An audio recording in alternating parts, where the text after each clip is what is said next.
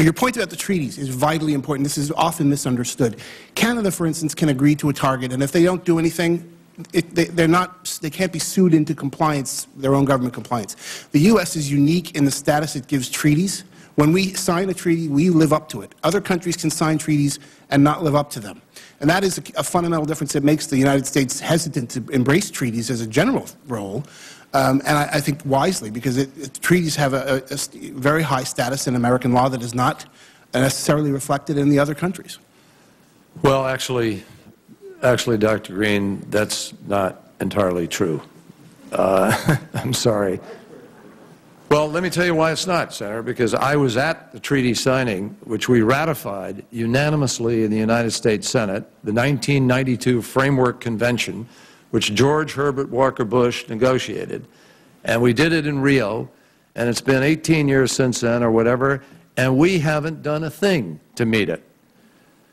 In fact, the last 8 years, emissions in the United States of America in greenhouse gases went up 4 times faster than in the 1990s. So that's the reason we're talking about the need to move to a mandatory reduction, because we didn't and nobody else did either. A few people tried here and there.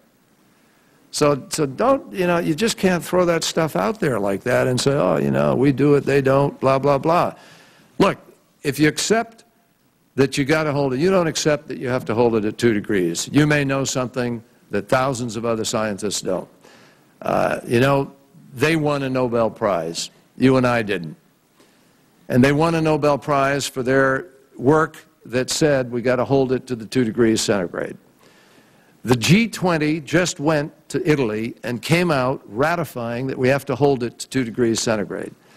Now, maybe you know something I don't about where the tipping point is.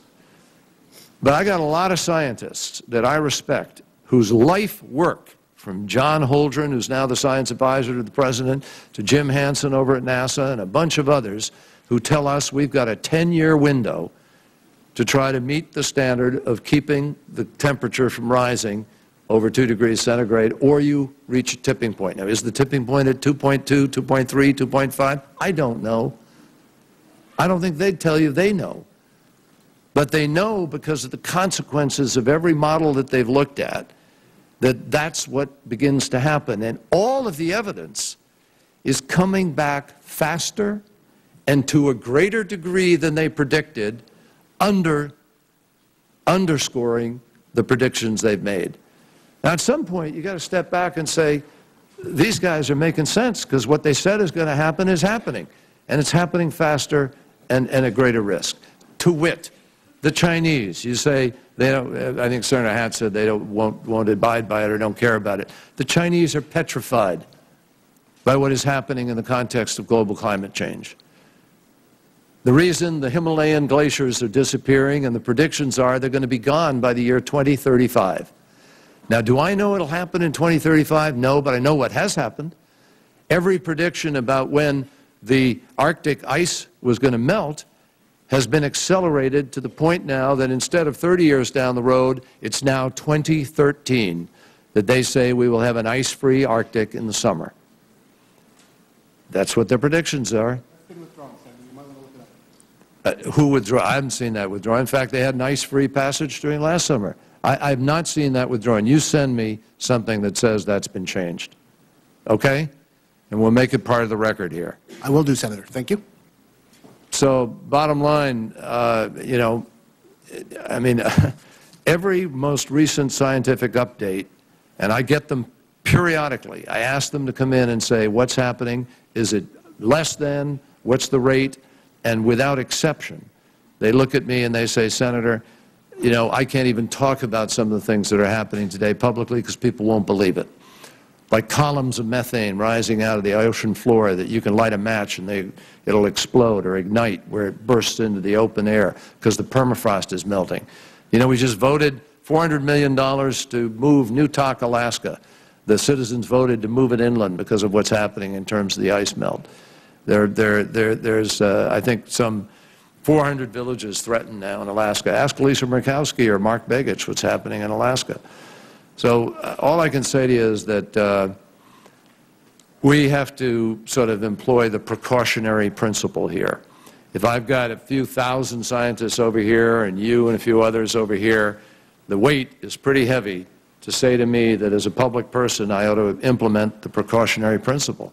And if I have chief executives like Jeff Immelt and Lou Hay and Chad Halliday of DuPont and a bunch of other people who run Fortune 500 companies telling me, Senator, we got to price carbon and we want certainty in the marketplace, I'm going to listen. And you know, unless you can give me an overpowering reason why those guys are all wrong. And I don't think you have.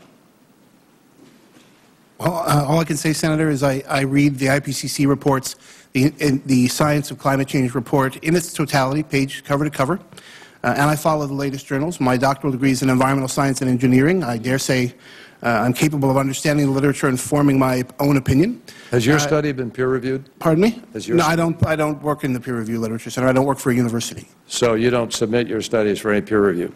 No. You realize that there are something like 2,000 or 3,000 studies, all of which concur, which have been peer-reviewed, and not one of the studies dissenting has been peer-reviewed. That's not correct, Senator. I can send you show me a peer-reviewed study. I'll send you a list. Please, because nobody else has. I'll be glad to. And in Al Gore's book, he cites the same fact, and nobody's ever contradicted it with a peer-reviewed study. I'll be glad to send you some studies, Senator. Look forward to it.